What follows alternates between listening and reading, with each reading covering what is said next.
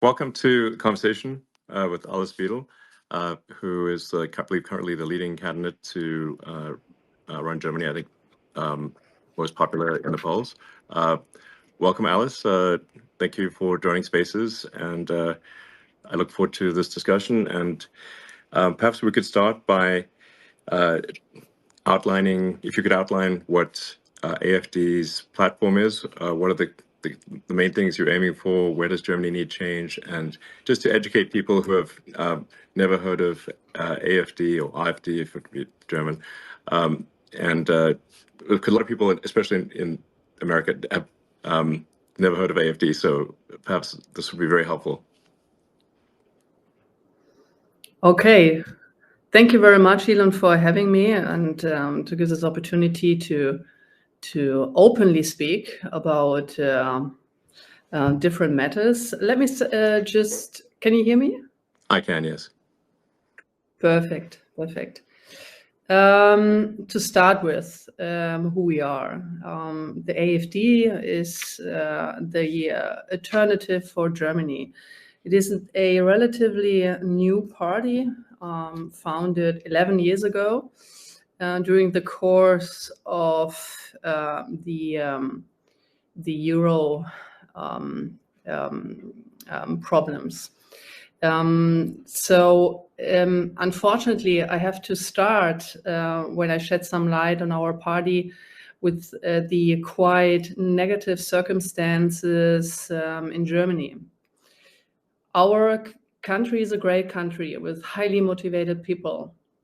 But our country has been governed not in a proper way within the last 25 years.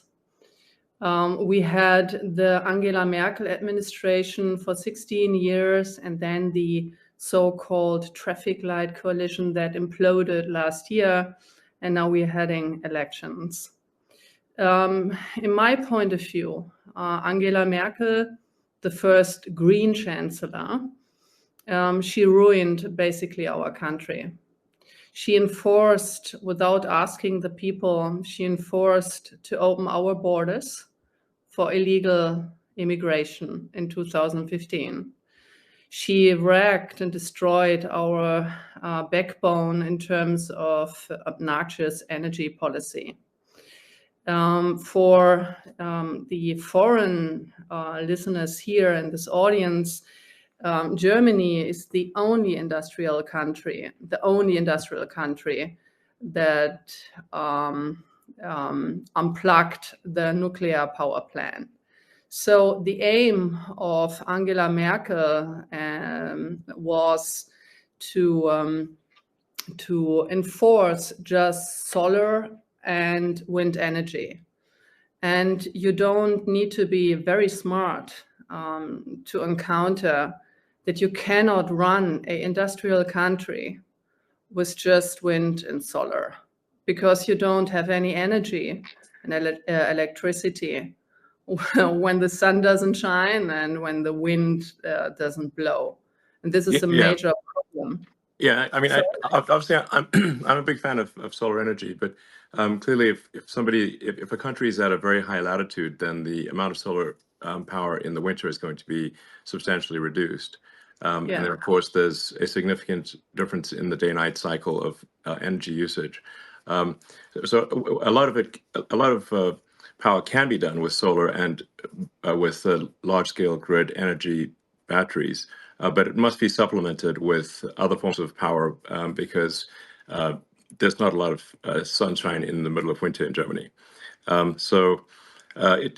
The solution obviously must be a multifaceted solution where there is certainly renewables, but also there does need to be some amount of fossil fuel energy and especially nuclear. I think nuclear is very much underrated. I think it was tragic for Germany to shut down the nuclear power plants. In fact, they're very well designed, and I think that the right move is, in fact, to increase the amount of nuclear power substantially in Germany. This would be great. And I think, yes, absolutely. Yeah. Yes, absolutely. that was the reason why I wanted to shed some light on the current situation. So in order to form an opinion what our party stand for, because this is exactly what you said. We stand for a energy supply diversification. We cannot run a industrial country like Germany with a still strong manufacturing base. To tell you the truth, our manufacturing production, it peaked in 2018 and it plummeted since then due to high energy costs. And you cannot run a country like that. So therefore, we say, look, we need to be technology open, and we need to reinforce again nuclear power plants, because nuclear energy supply is carbon free, right? So Yes. therefore, we would also reduce our carbon footprint, which is obnoxiously very, very high. And this is the entire irony about it. So our governments, like the Angela Merkel government and the so-called ridiculous traffic light coalition, they enforced a green policy upon our country that doesn't work. Yeah. And we would like to go back to technology openness here. Yeah, I think that makes a lot of sense. I mean, my recommendation, and I've said this publicly before, is that Germany should not merely reopen the nuclear power plants, but substantially increase the power generation. In the same space, meaning without increasing the size of the nuclear power plant in any meaningful way, without increasing the amount of land area that it uses, you can dramatically increase the power output of a nuclear power station, because the actual core part of the power station is extremely tiny. People don't quite realize just how small the center core of a nuclear power plant is. It's like amazingly tiny, and so you can actually, in the same land area, no increased land area, dramatically increase the amount of nuclear power that any given nuclear power station is producing. You need a water source to run the steam turbines, but really far more power output is possible than people realize. And I think that the sensible solution is renewables, but with a lot of nuclear, and then to supplement where there has to be some amount of hydrocarbon power generation to supplement where it just needs to be sensible. Yeah, absolutely. But do you know what? So just let me do just like one more example, because like wind turbines, wind energy, in comparison to nuclear power supply, is highly inefficient. Also, in terms of land use. So, for instance, I give one example just to shed some light on it.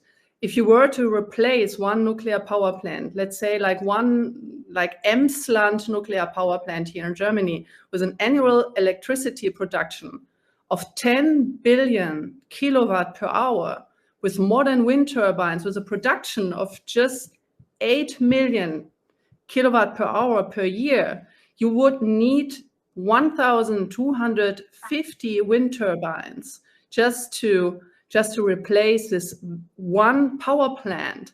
And with a rotor diameter of 70 meters and the minimum distance from large wind farms, you end up around with like 100 square kilometers.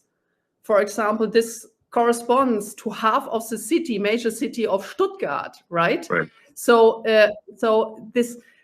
this entire thing, and just to stress the fact again, you don't need to be very smart just to do your calculations. Yes. But our energy policy. I mean, that's the crazy thing. The crazy thing is like a bunch of these energy questions. You do not need to be like a world-leading physicist. It's very basic math, like high school, less than high school level math. I'd say middle school math even. It's very straightforward, not complicated. Yes, absolutely. And then during the crisis, like during the war. Huh? Sorry? No, please go ahead. Yeah. So during the war of Ukraine, so our gas supply was just destroyed, and that actually shed some light on our severe dependence on Russian gas. And do you know what the government decided in this crisis when the energy prices skyrocketed after we were cut off of cheap energy supply from Russia?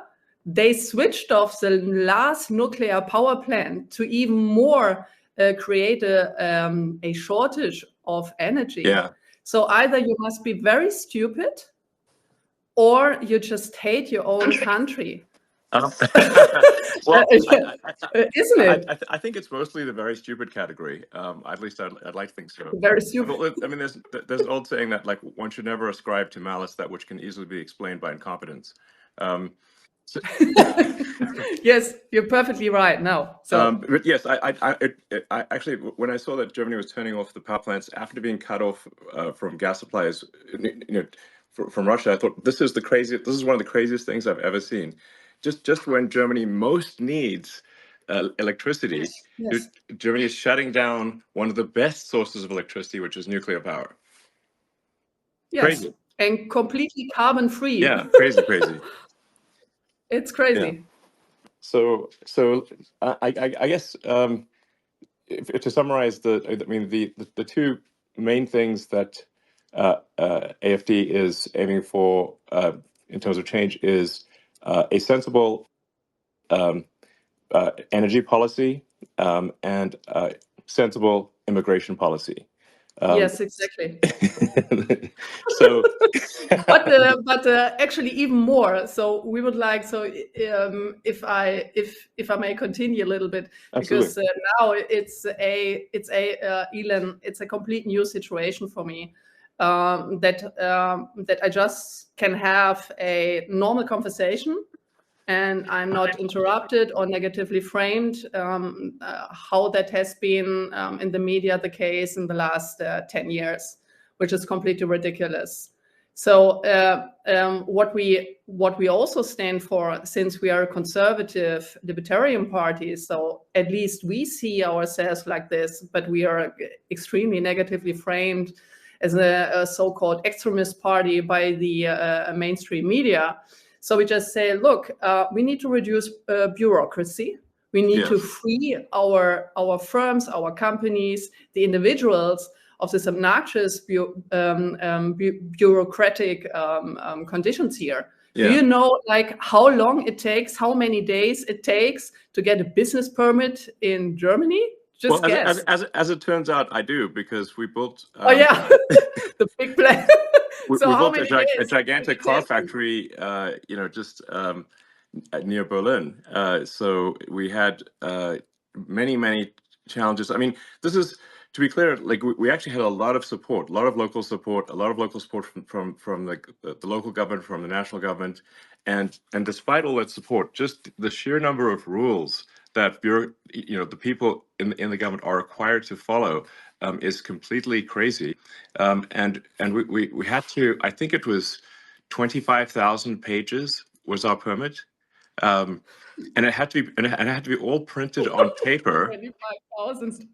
Yes, I think maybe more than that in the end. 25,000, and then there had to be many copies made. So it literally was a truck of paper.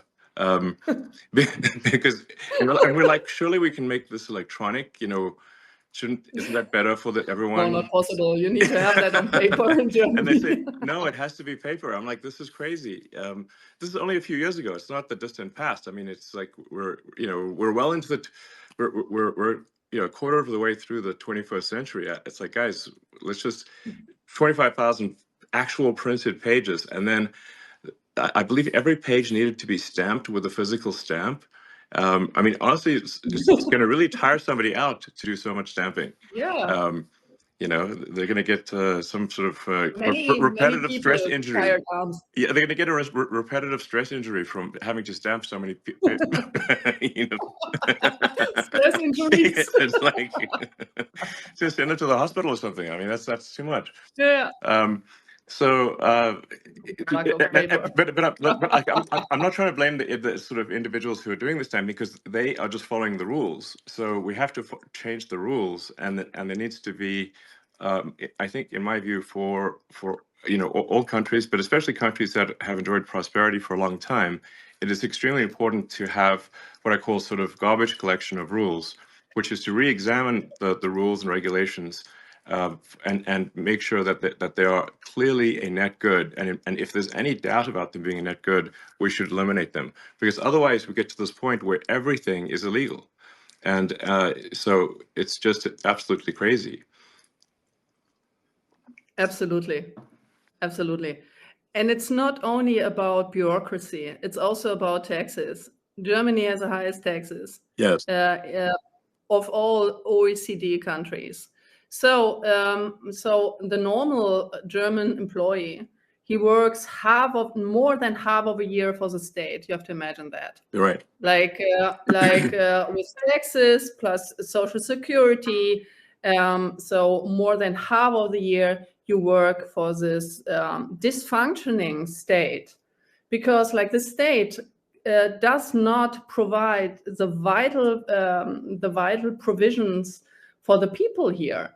So he doesn't provide for security. So we have like skyrocketing criminal rates here. Right. He doesn't care about education. So we have this same insane wokish, leftish, socialist agenda in our educational system. So the young people, they don't learn anything in school, in university, etc. So they just learn about gender studies. Are you serious? And they just, yeah. No, really. I was under the impression that Germany had a pretty good education system that was quite rigorous with the gymnasium and all that sort of stuff. At least it used to at one point. Yes. So, but it sounds like this has I don't know, the woke mind virus has infected Germany quite badly. Yeah, yeah. So you have the international standard of PISA testing, right? So the PISA survey. Right. So Germany, like a couple of years ago, was scored. Okay.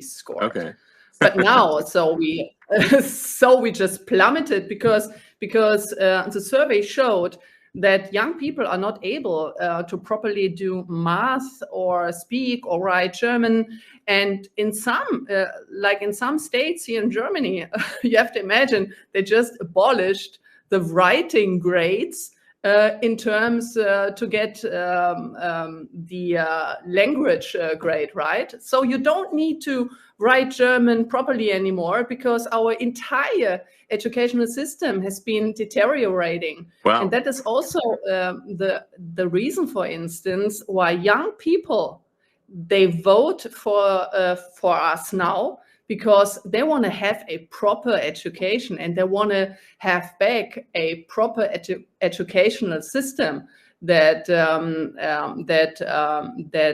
provides the young people with capabilities. And that is also the reason why so my personal opinion is that we have to go back to a merit-based system, right? So we need to go back to a merit-based incentive system and to go away from all this socialist gender things being in our educational system. Right. The families and the parents, they have the responsibility of their children.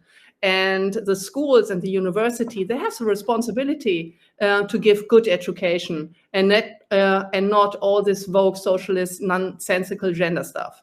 Sure. No, absolutely. I mean, the whole point of going to school is to learn useful skills that help you in life, help you be productive and understand the world. Yes. Otherwise, it's not a school. It's just a propaganda institution. True. Yeah. So, okay. Well, I mean, that makes a lot of sense. So, let's see. Yeah. So maybe I can just go on, because I was just giving an example of the educational system, where the state fails because our state, the government, collected in the last year a record high of income tax. So they collected like around like above 1 trillion, right, of euros. So it is a record high tax.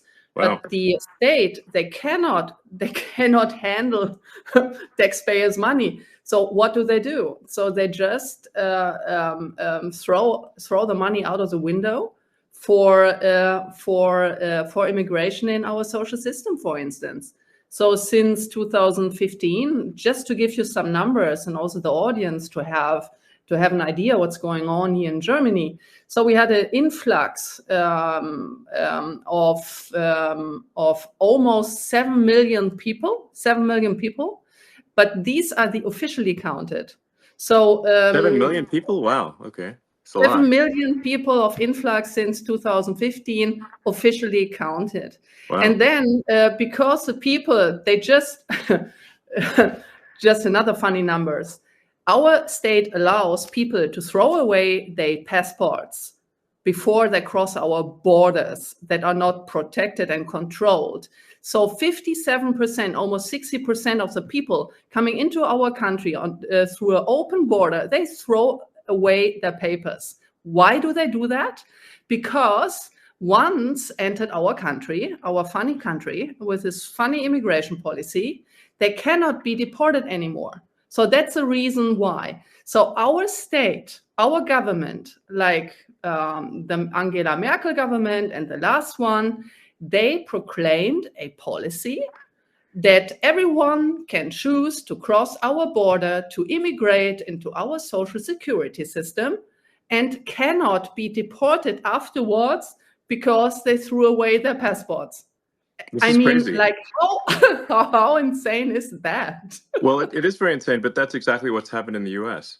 I mean, exactly. clearly there's a sort of a sort of a far left agenda that's being pushed throughout Western civilization, any place they can go, because the exact same thing was done in the U.S. where and now they're sort of calling people illegal immigrants. They call them undocumented, and the reason they're undocumented is because they threw away their passport, just like you're talking about.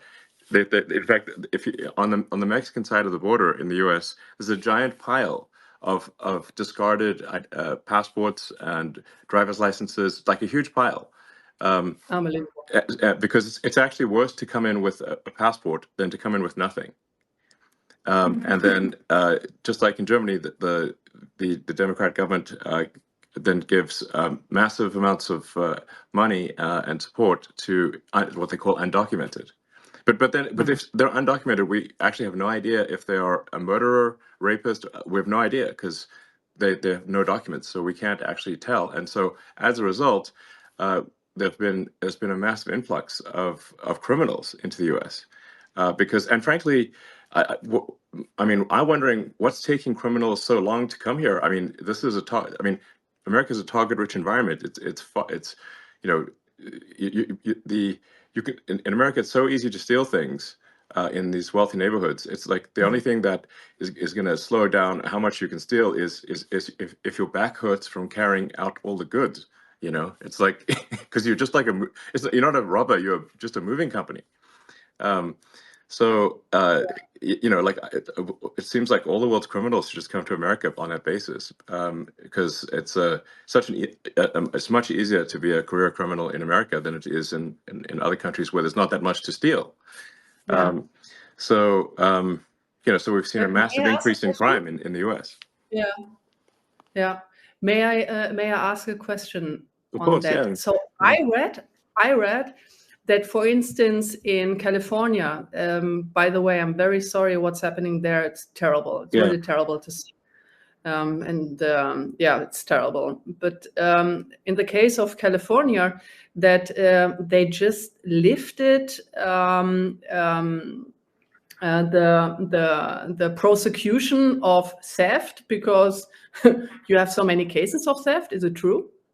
Yes. The de facto situation in California is that theft is almost never prosecuted. it's maybe 1 or 2, maybe 1% of the time is theft prosecuted, and even when it is prosecuted, the criminals are let out on bail immediately. So basically, theft is legal in California. It's crazy.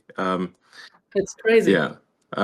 Now there was recently a referendum in California to make stealing illegal again, which was and actually that was a very popular, and it passed. Because it was actually literally legal to steal anything under $1,000, which means people could just walk into a store at $1,000 at a time and take out anything they want. And if the storekeeper stopped them, the storekeeper would be arrested.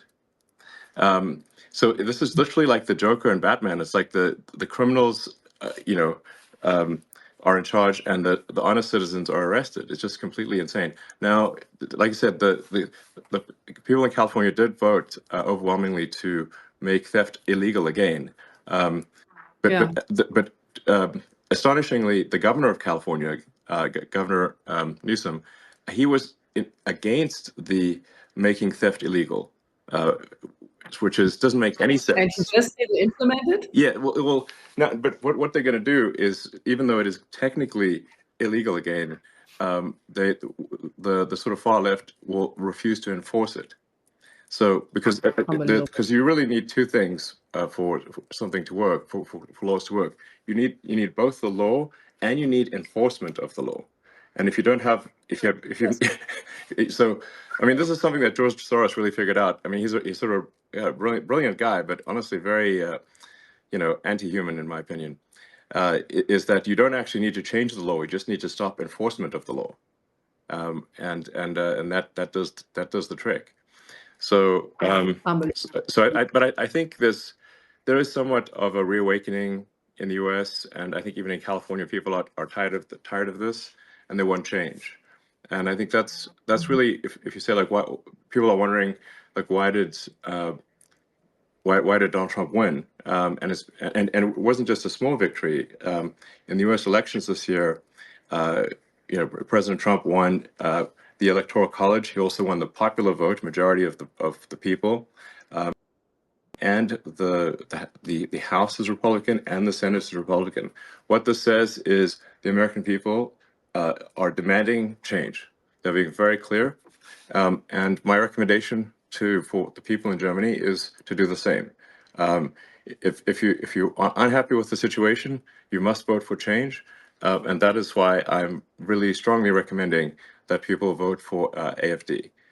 That's my strong recommendation, and I think this is simply the sensible move, and I think Alice Beadle's a very, very reasonable person, and hopefully people can tell just from this conversation, like, nothing outrageous is being proposed, just common sense. So in fact, I as I've said publicly, I think only AFD can save Germany. And I just want to be very clear about that. Only AFD can save Germany. End of story. And people really need to get behind the AFD, and otherwise things are going to get very, very much worse in Germany. Yes, because you rightly said, there is a difference of making a law and then enforcing it. So now we have the situation in Germany where you have, on the one hand, you have the AfD, and on the other hand, what's so-called uniparties, right? Yeah. The uniparty consisting of all the others, because they stick together, and no matter what they say, they're not able to implement, to enforce the promises they're doing in every election, especially the Angela Merkel party. Do you know that the chancellor candidate, so my running mate of the Christ Democratic Party, that it's wrongly labeled, for instance, by The Economist as a center-right party. So in my opinion, it's a leftish Green party. But anyway, Angela Merkel was the first Green chancellor we had here.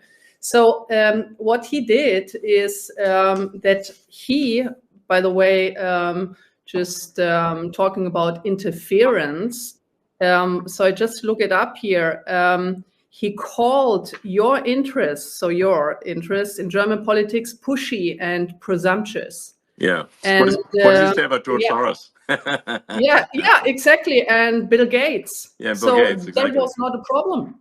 Yeah. When Bill Gates actually tried to sell his mRNA vaccination and not mentioning all the huge side effects on people's health, and no one takes responsibility about that, and the entire bluff and scam of wearing a mask, right? So it's unbelievable. And also that candidate of the Christ Democrats, like Friedrich Merz, he warned the world about the consequences of voting for Donald Trump in October last year. Right. So far for like foreign interferences, right?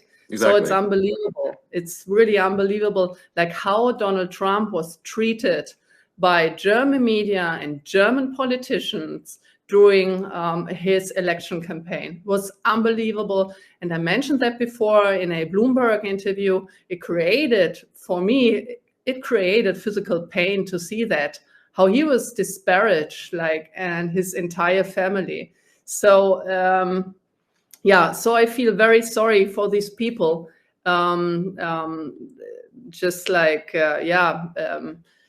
saying negative things, and now while we talk, 150 bureaucrats of the European Union are watching us, our conversation, to enforce this ridiculous Digital Services Act that is nothing else than a censorship on free speech. But free speech, right? Yes. It's and you said it, free speech is a precondition of democracy. Yeah. If you are not able to form a proper opinion and exchange opinions and ideas, and a democracy should be a competition of the best ideas, right? Absolutely. And compromises. Yes, yeah, exactly. Without freedom of speech, people are obviously not able to say what they want to say, and then they cannot make an informed vote.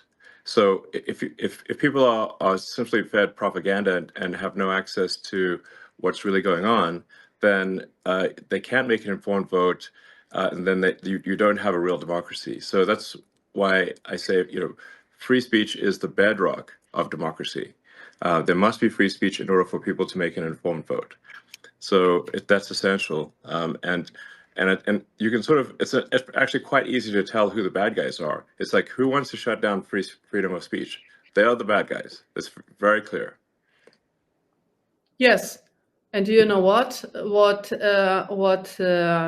Adolf Hitler did? The first thing, he switched off free speech. Yes. So he controlled the media, and without that, he would have never been successful. Yes, exactly. Never been successful. Yes, but absolutely. This is what you do. Yeah, no, exactly.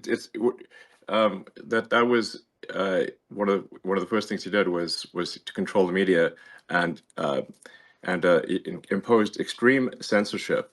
And what he was trying to do was shut down any pro-Semitic media. Anything pro-Semitic or any defense of the Jewish people was shut down. So we have to, like, very few, for those who want censorship, I think they should be careful what they ask for, because once you institute censorship, it's only a matter of time before that censorship is turned on you, and eventually they will censor you, and that's the danger. Because people love to censor things they don't agree with, but they don't realize that one day that censorship is going to be turned on them. So absolutely. Yeah. So I mean, you mentioned, of course, Hitler and whatnot. Now, there's a lot of the media wants to portray AfD as far right, as somehow associated with Nazism or something like that. Perhaps you could address that concern, because people, when they hear sort of right wing in Germany, they naturally have a bit of a negative reaction. Yes, thank you for the question. First of all, I would like to, since I'm a economist, I would like to shed some light on the idea, when we talk about Hitler, on the idea of the National Socialists. Back then, during the Third Reich, the National Socialists, as the word says, they were socialists. Yeah, Adolf very much Hitler so. considered, yeah. They nationalized industries like crazy. Yes, absolutely. Yeah. He was a communist, and he considered himself as a socialist. So what they did, they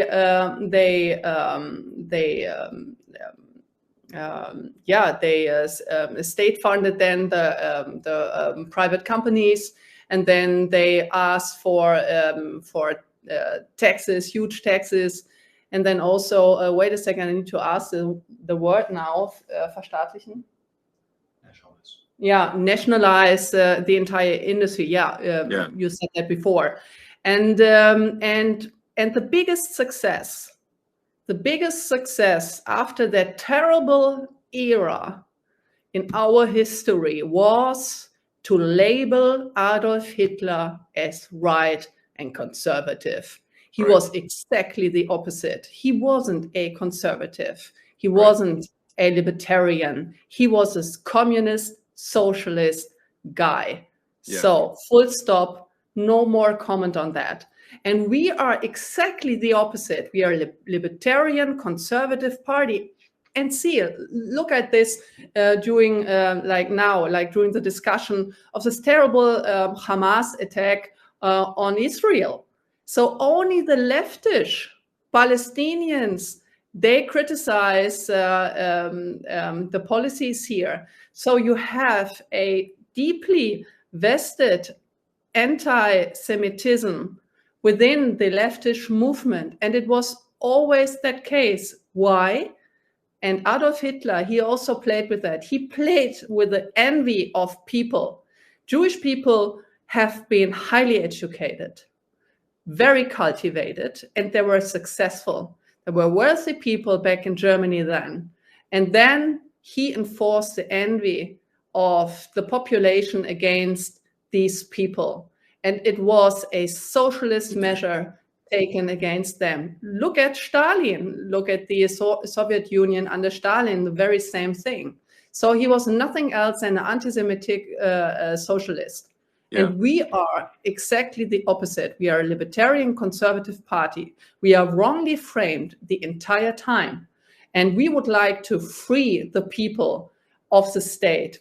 I want to have independently thinking people, self-confident people. I would like to have a state that is minimized to his functions, and letting the people having their freedom of speech, freedom of wealth also, like generating wealth.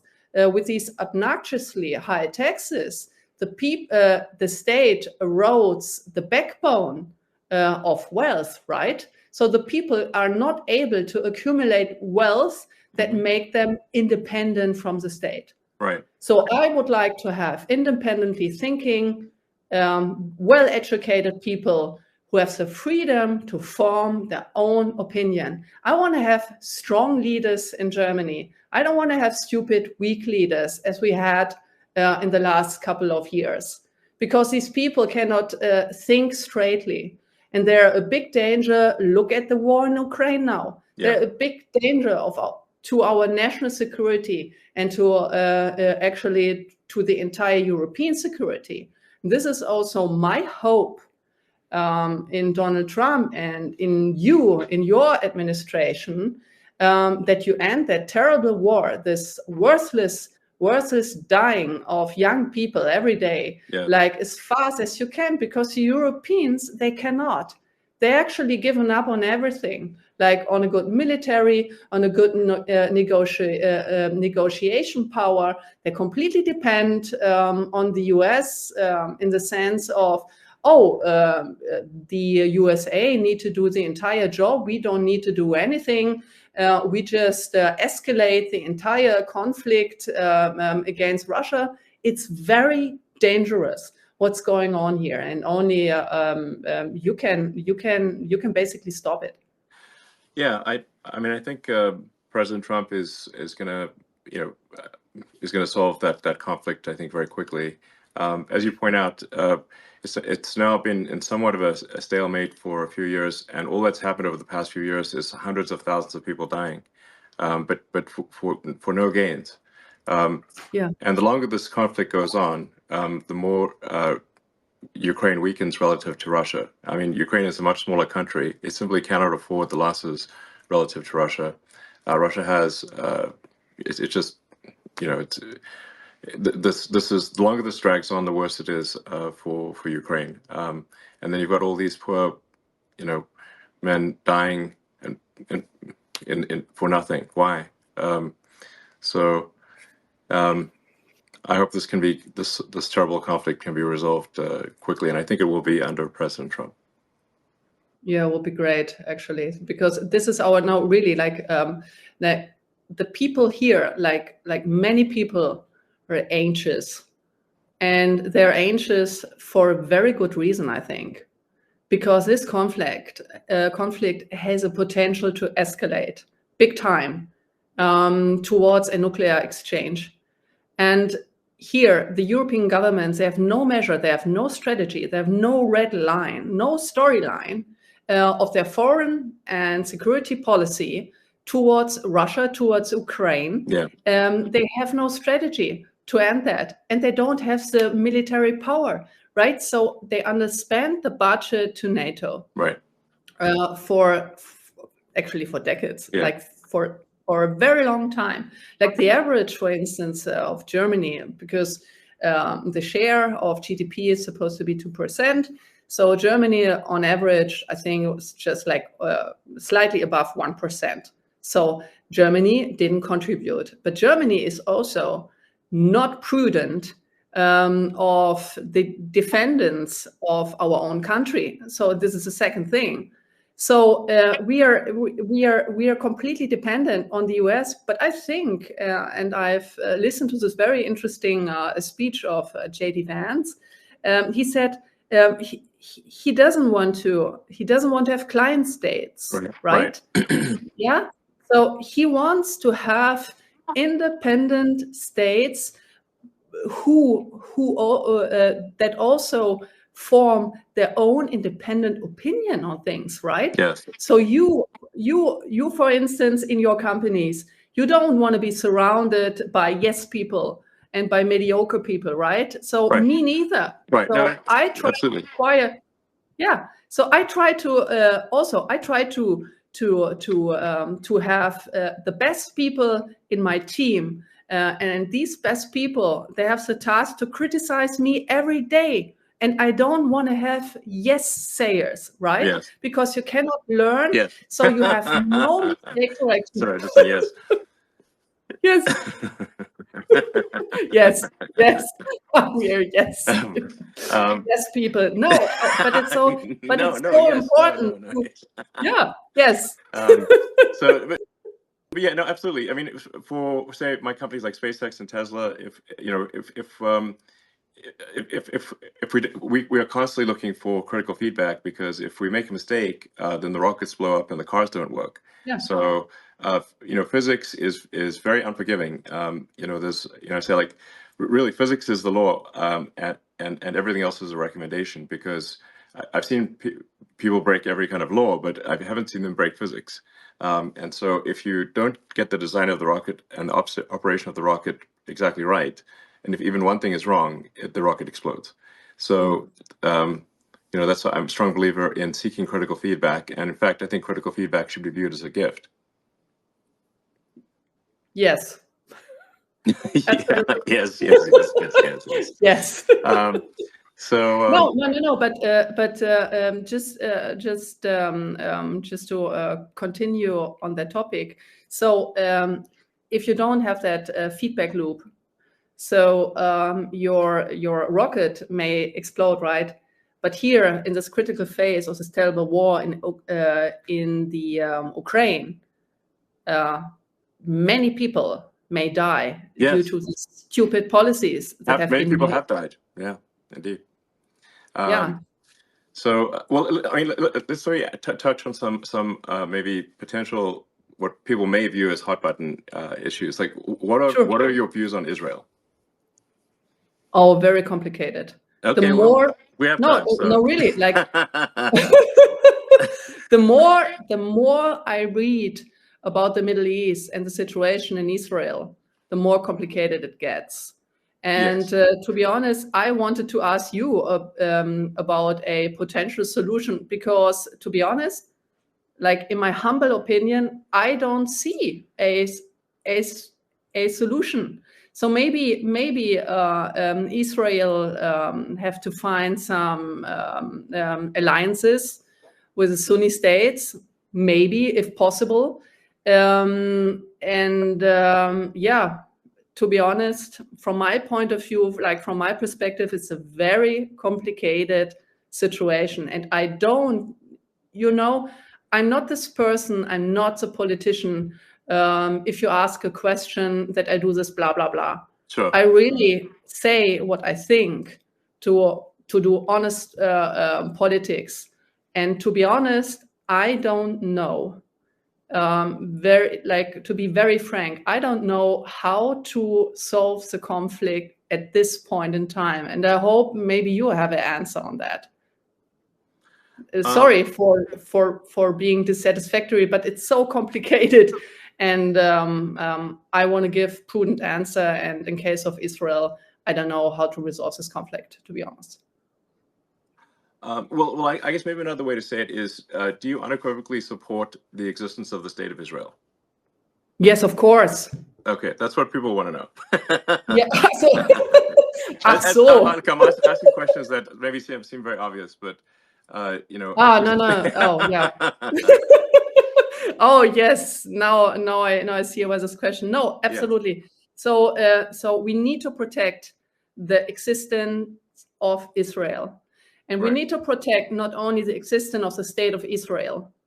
I also think that Benjamin Netanyahu have made many mistakes in the past, to be honest. But we also need to take our responsibility as a German nation state to protect Jewish life, Jewish people in our country who are exposed right now to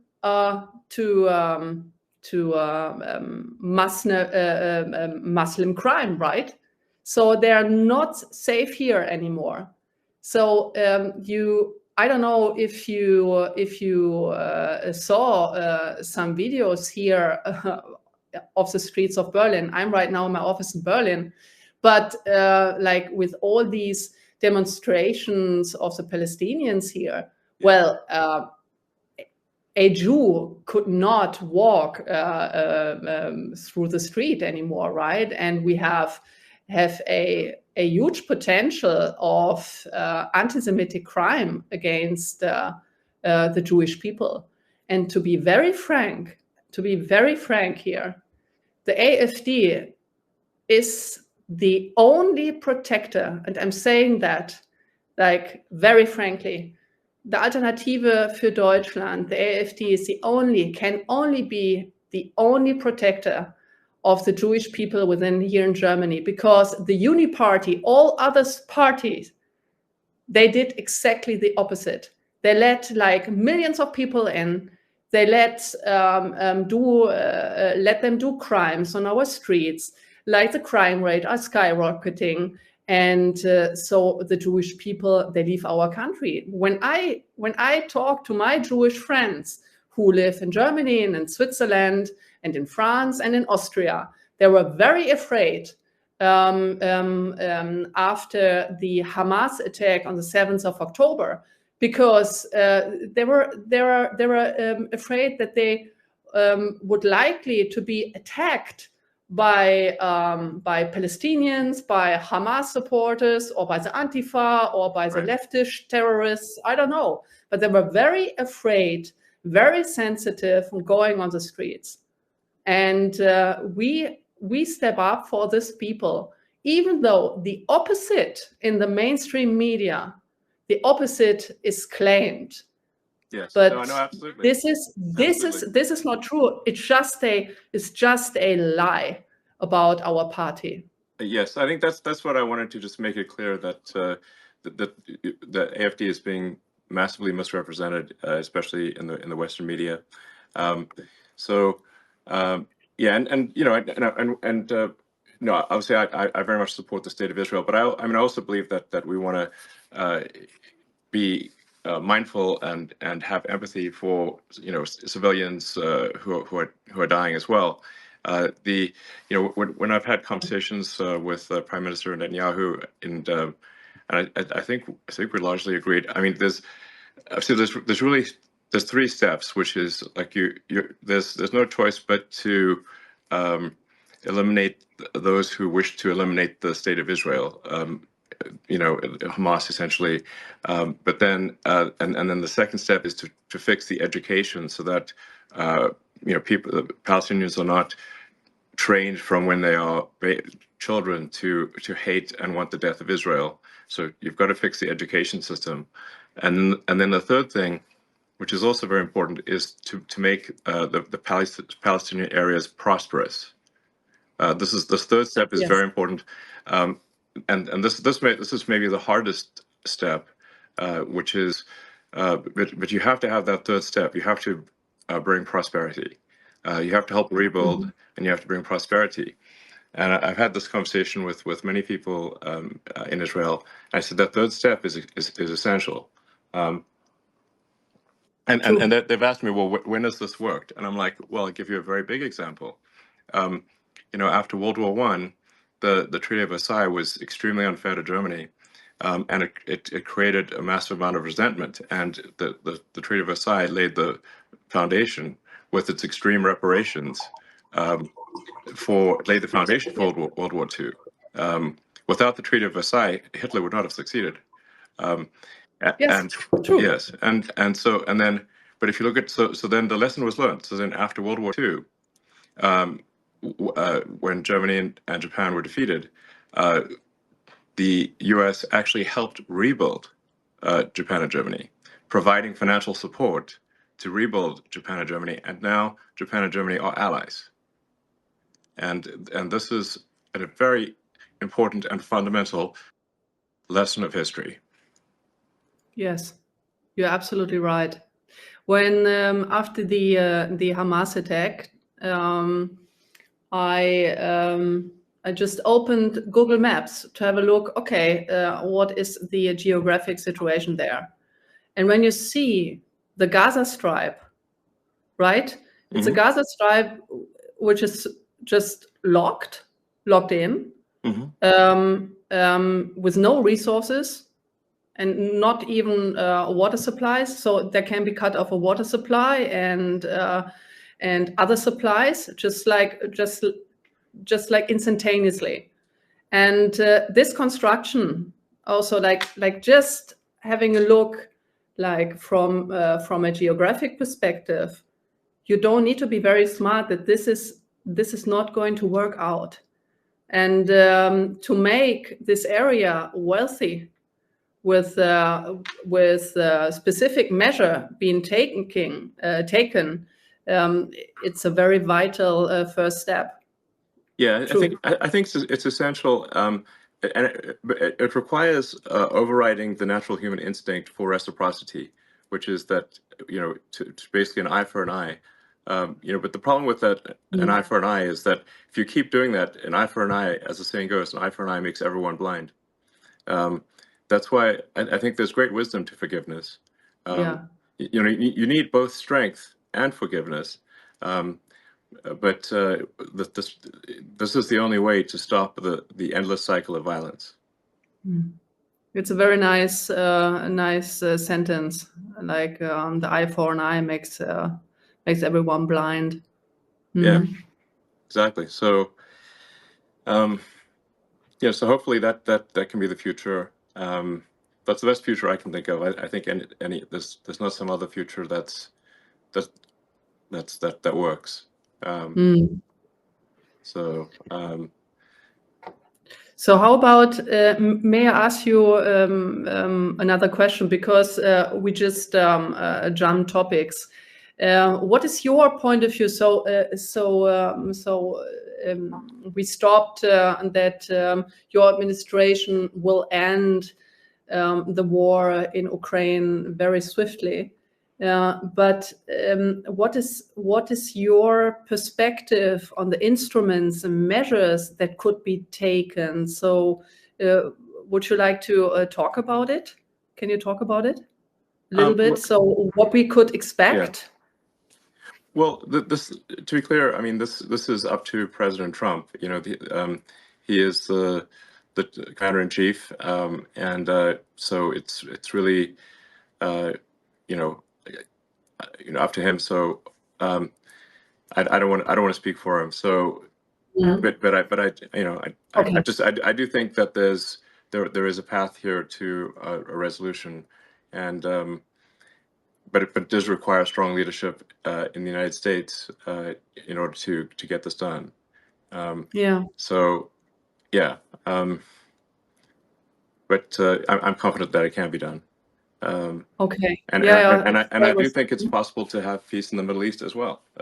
These are possible. So, and I think that would be a great future for the world. So, yeah.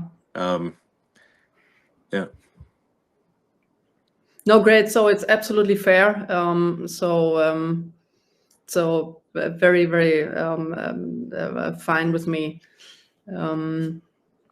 Yes. Well, let's see. Are there any other topics we should discuss, or if you have any questions for me, or anything you think people might want to know absolutely. about? Sure. Because I want to ask, and many people are interested in that. So why do you believe that flying to Mars and populating Mars is your top priority topic, the SpaceX? And when do you think, when will you be ready to have a human expedition to Mars? If you allow, if I may ask this question, because everyone is interested. So these are great projects, right? Yeah.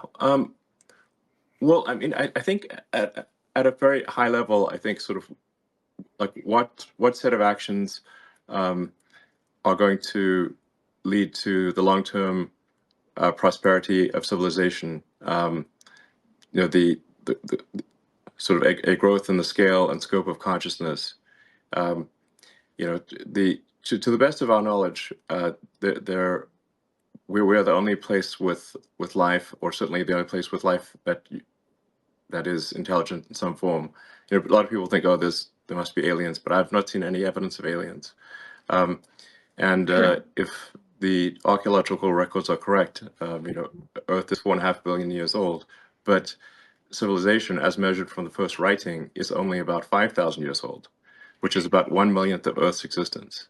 So all of human civilization is a tiny flash in the pan so far. And so we have to say, well, what steps can we take to ensure the long-term survival of life as we know it, of consciousness? And if we are a multi-planet species, the probable lifespan of consciousness is dramatically greater than if we are a single planet species. This is not to say that I think that that Earth is about to die or anything like that, but there is some risk.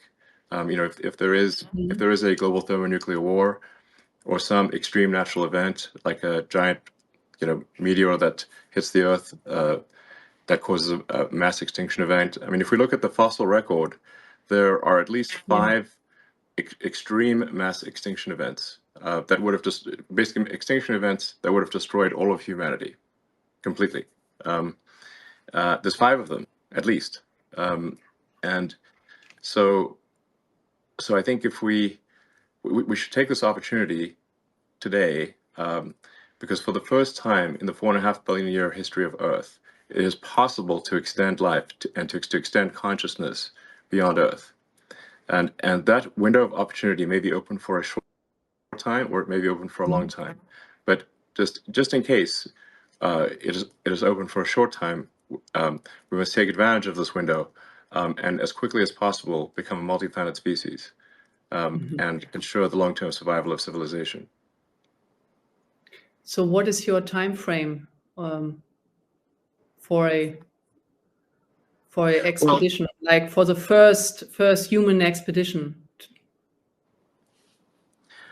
Well, yeah. So to be clear, what matters is not so much the sort of flags and footprints, but the establishment of a self-sustaining city on Mars, where the critical threshold is where the city can grow independent of Earth. Meaning, if the resupply ships from Earth stop coming for any reason, that the Mars colony does not die out.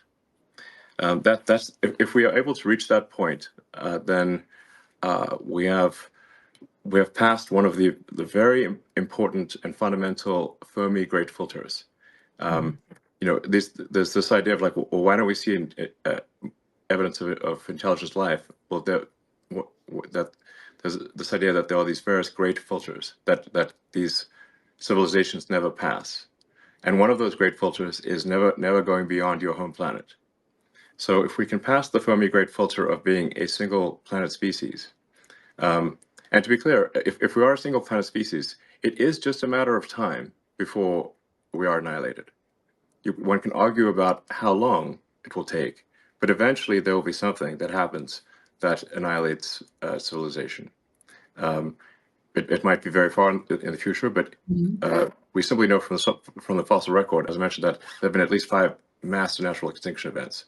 And I think there's added risk for humans that we could destroy ourselves, because the dinosaurs did not have thermonuclear weapons. So they also didn't have spaceships.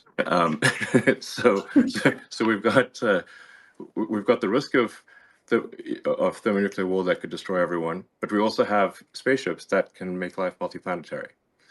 And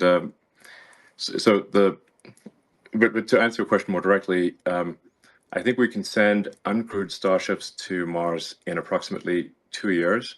So Earth and Mars Earth and Mars align for planetary transfer roughly every 6 months.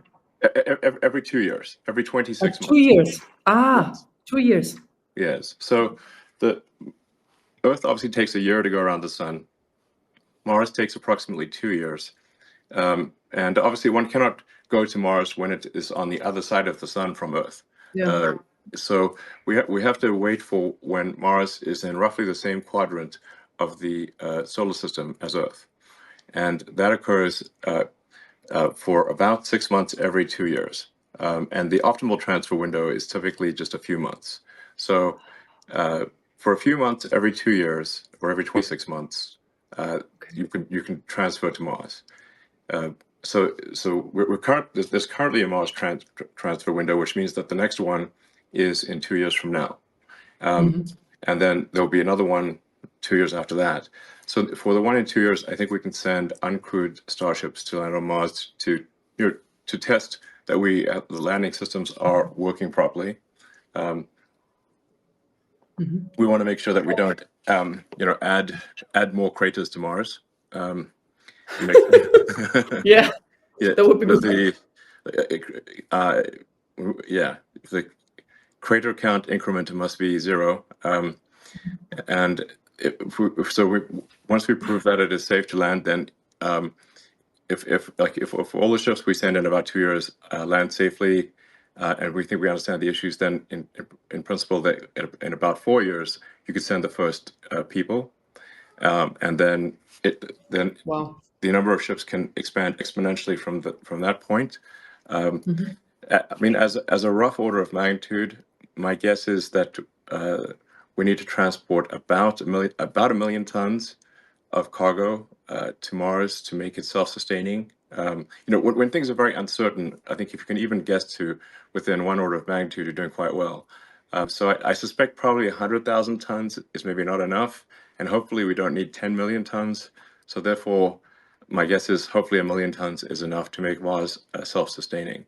So maybe it's a million tons of cargo to the surface of Mars and about 1 million people or more. So that's really what matters. The critical threshold from the standpoint of a fundamental branching of the future of civilization is that that point of reaching on Mars where Mars can grow by itself, even if resupply ships from Earth stop coming. At that point, the future of civilization branches, and to a good branch. And the probable lifespan of civilization is dramatically greater. And Yes. my guess is that there will be cases where the future Martians actually come and help and rescue Earth, and when there is an emergency. Just as America has helped to rescue the rest of the world in World War I and II and the Cold War. Where would the world be if not for America helping out in those three circumstances? So I think that there's a good chance Mars helps save Earth at some point in the future, maybe many times. And then once we have a civilization on Mars, we can expand to the rest of the solar system, to the larger asteroids like Ceres, maybe to the moons of Jupiter and Saturn and beyond, at least through the rest of the solar system. And then and then we go from being hopefully a multi-planet civilization to at some point a multi-stellar civilization, and we're out there among the stars, and then we can try to find out what is the nature of the universe. Perhaps when we go to and visit these faraway star systems, we will discover the remains of long dead alien civilizations. I think that would be incredibly interesting, but for sure it will greatly improve our understanding of the nature of the universe, dramatically. Absolutely. Yes. So and things that like the timescales are just remarkable to think about. Physics suggests that the universe is about 13.8 billion years old, even the elements in our body that aren't hydrogen, like any heavier element had to be formed in the center of a star, and so a large part of our body was actually formed in the center of a star, and that star exploded, and then the elements recondensed, ultimately billions of years later to form Earth and humans. So when you think about these timescales, they're really remarkable to think about. But a civilization that lasted 1 million years. So our civilization, like I said, I think a good metric for saying when does a civilization start, I think is maybe writing. That's if you're going to pick anything, I'd pick that. That's only 5,000 years ago. So for a civilization to, like, let's say, last an incremental 1 million years, that's an enormous amount of time as compared to the length of human civilization, but it's very small compared to the age of the universe. You'd have to go 3 digits past the decimal point of 13.8 billion years just to increment 1 million years. So I think we may find when we go out there and explore these star systems that there were alien civilizations. Maybe they lasted for millions of years, much longer than we've lasted. And I think any civilization that can last 1 million years is going to be in the Hall of Fame. That's an incredibly long time. Anyway, and I think as for humanity, we don't want to be one of those lame one-planet civilizations. Like, any self-respecting civilization should have at least 2 planets. So that's what we should aim for. Wow. If you so you just said that the human body comprises of elements of an exploded and then reordered elements, right? So do you think that this coincidentally happened, or do you believe in God? I'm just curious. Because many people say, okay, this cannot have been a coincidence.